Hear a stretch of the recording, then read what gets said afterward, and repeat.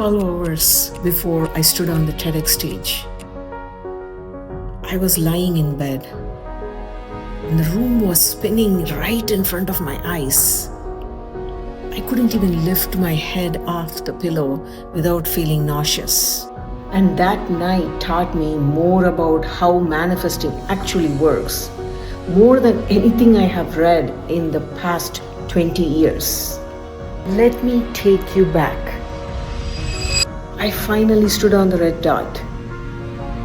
When I say red dot, I was not in trouble.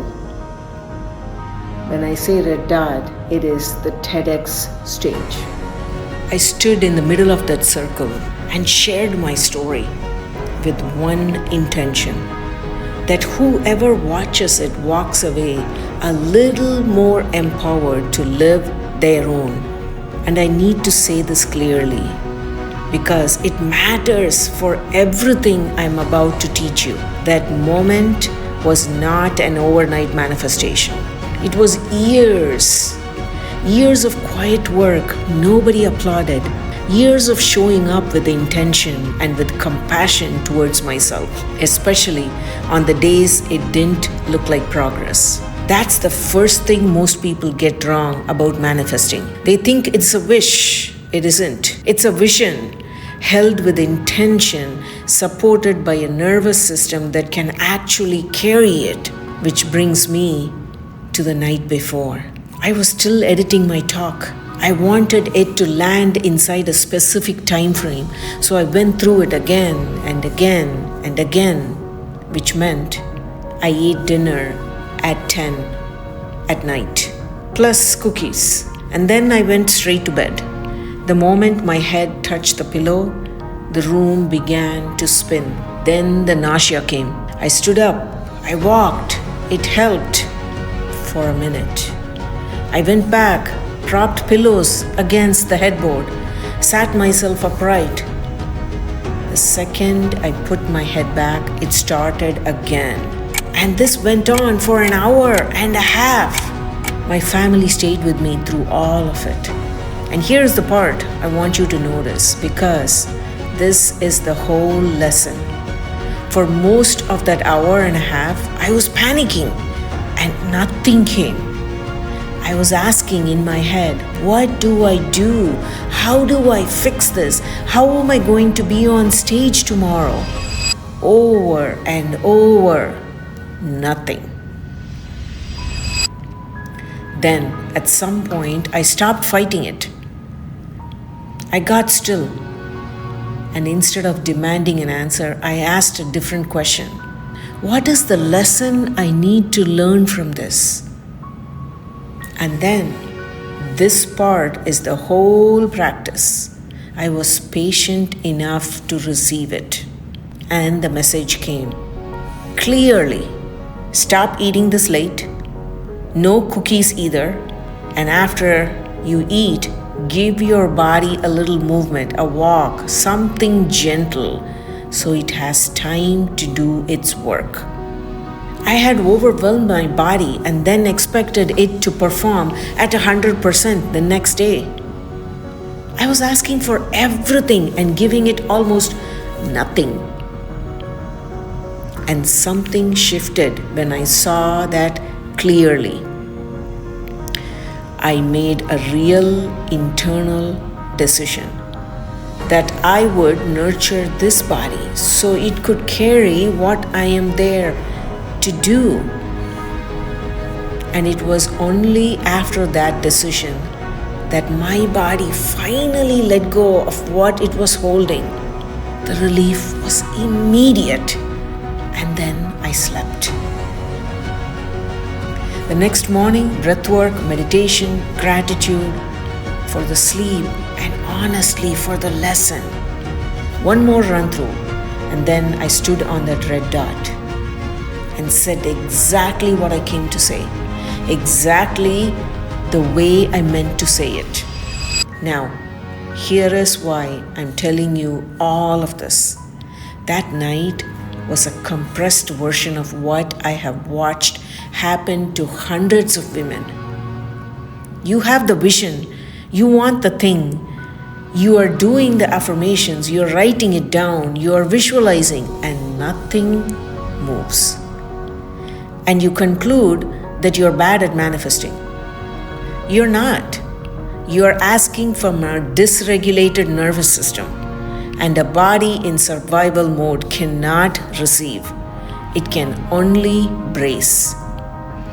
I asked for an hour and a half while I was panicking and got nothing. I asked for 30 seconds from stillness and got a complete answer.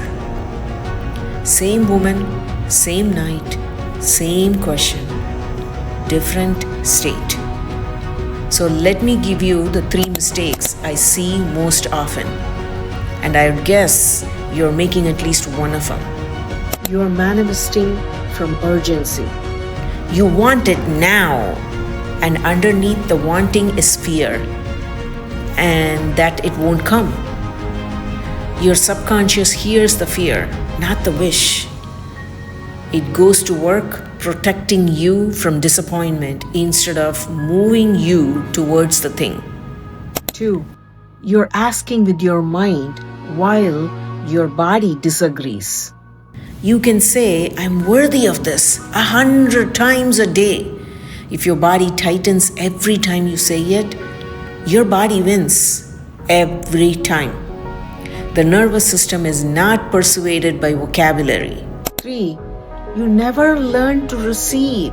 High-achieving women are extraordinary at asking, planning, and pushing. Almost none of us were taught the second half, how to get still, stay there, and let the answer arrive. So the guidance comes and you are moving too fast to catch it. Fixing these isn't complicated, but it is specific and it is sequenced, and it is very hard to figure out on your own, which is exactly why I built what I'm about to tell you about. On September 24th through 26th, I'm hosting a women's retreat at a lake house on Lake Cumberland. And over those 3 days, I'm teaching the full step-by-step method, not theory, the actual sequence. How to regulate your nervous system first. So you're asking from the state that can actually receive. How to set a vision your subconscious will cooperate instead of quietly sabotaging. How to receive and how to recognize guidance when it arrives, because it rarely announces itself. And how to spot each of those 3 mistakes in yourself before they cost you another year. You will leave with a practice you can run for the rest of your life. Not a weekend high, a method. And I want to be straightforward with you about the size of this. This retreat is open just for 9 women. 9. That's it. Because this work needs a room small enough that I can be with each of you personally to nurture, and a lake house that holds that and nothing more. Spots are filling. Before August 15th, you have to respond. August 15th, it closes. So if something in this video landed, if you recognize yourself in one of those 3 mistakes, go to enlightenembodympower.com and register. Use the code HSGC2026 and you will receive $200 off your registration. That is enlightenembodympower.com. Code HSGC2026. Whatever your red dot is, the stage, the business, the relationship, the finance, the version of your life you keep almost reaching, you don't have to figure out the path to it by yourself. I spent years doing that. You don't have to.